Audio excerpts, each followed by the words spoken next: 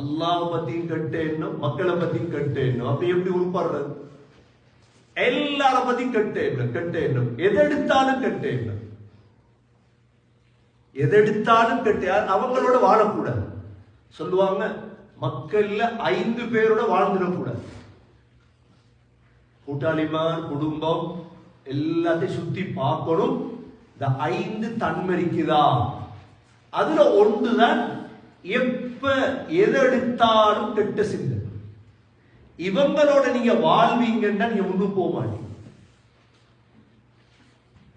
எந்த மனைவி எடுத்தாலும் ஹஜ்ரத் இப்ராஹிம் அலைஹிஸ்ஸலாம் இஸ்மாயில் அலைஹிஸ்ஸலாத்துக்கு தண்ட மருமகளை தண்ட மகண்ட மனைவியை ஏன் தலாக் சொல்ல சொன்னாங்க? ஏன் தலாக் சொல்ல சொன்னாங்க?